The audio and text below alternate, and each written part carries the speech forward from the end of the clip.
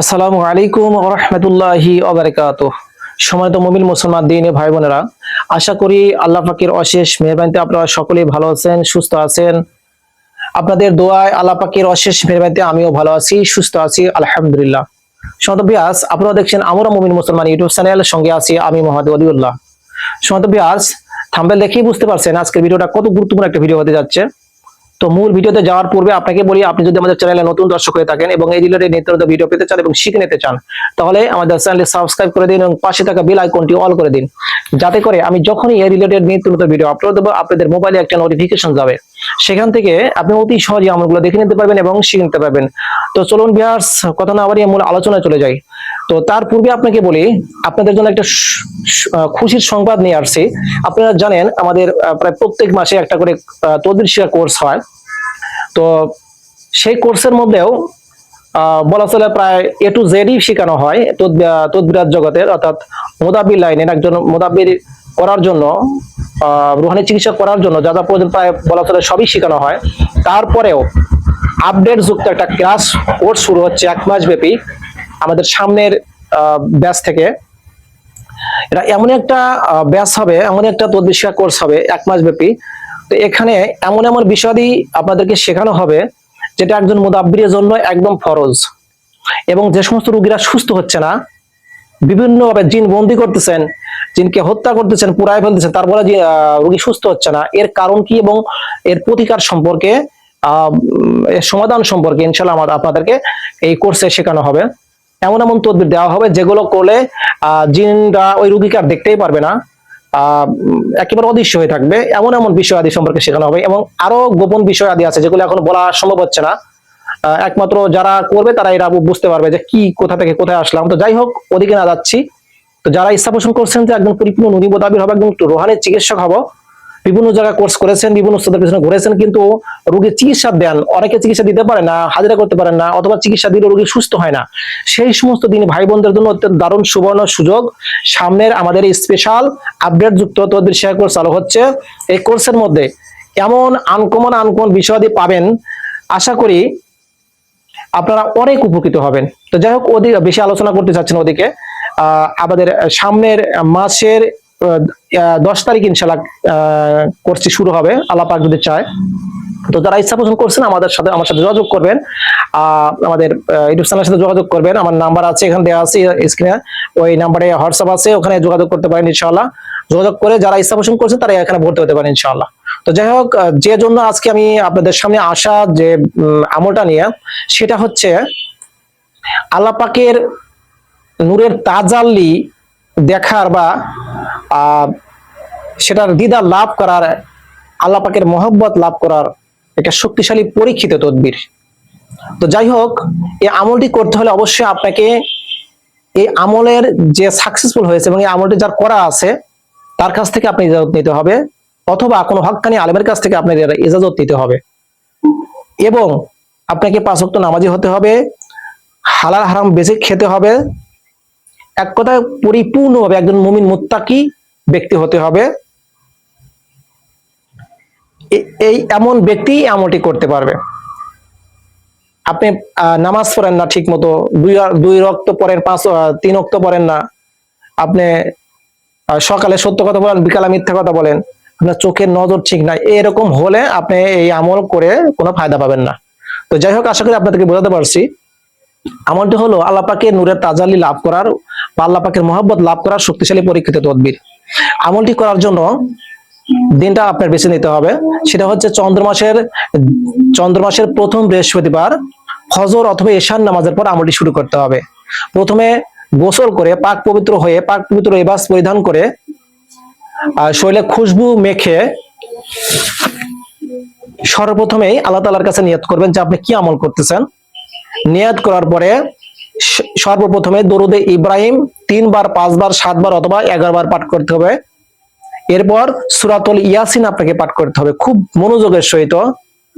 পৃথিবীর সমস্ত চিন্তা ভাবনা ত্যাগ করে আপনাকে আমলটা করতে হবে। যখন সূরাতুল ইয়াসিন আপনি পাঠ করা শুরু করবেন, যখন প্রথম মুবিন আসবে, মুবিন পর্যন্ত পড়ার পর যে একটা গোল বৃত্ত দায়রা থাকে, ওইটার দিকে আপনি খেয়াল করতে হবে।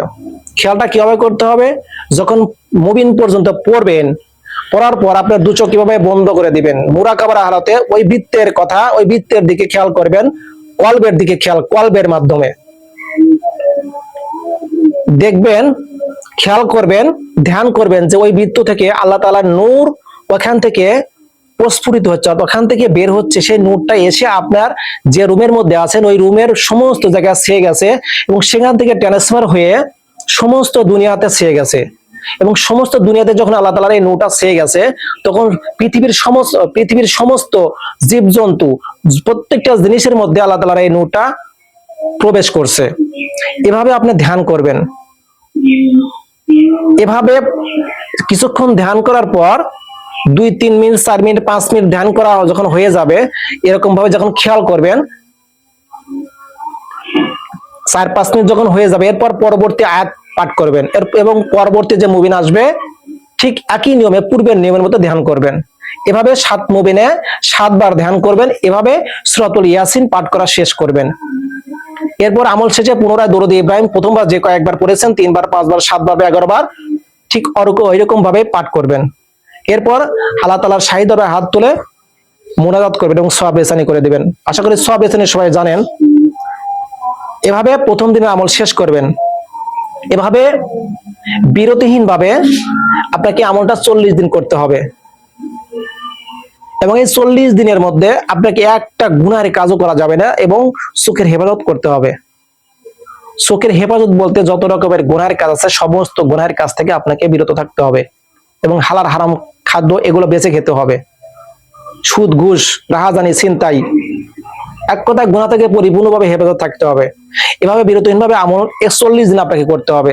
40 দিনের মধ্যে ইনশাআল্লাহ আপনি নিজের মধ্যে উপলব্ধি করতে পারবেন যে আপনার প্রত্যেকটা অঙ্গ প্রত্যঙ্গের মধ্যে, আপনার প্রত্যেকটা শিরা, রক্তের শিরা উপশিরার মধ্যে আল্লাহ তাআলার নূরের তাজাল্লি কুটকুট করে ঢুকতেছে। এটা আপনি নিজে উপলব্ধি করতে পারবেন ইনশাআল্লাহ তাআলা। শুধু তাই নয়, আপনার সাথে আরো অলৌকিক অনেক ঘটনা ঘটে যাবে। স্বপ্নের মধ্যে অনেক কিছু দেখতে পারবেন এবং সরাসরি আপনি অনেক কিছু দেখতে পারবেন ইনশাআল্লাহ তাআলা, যেটা একমাত্র আমলকারী ব্যক্তি উপলব্ধি করতে পারবে। এটা আমি আপনার থেকে বোঝাতে পারতেছি না।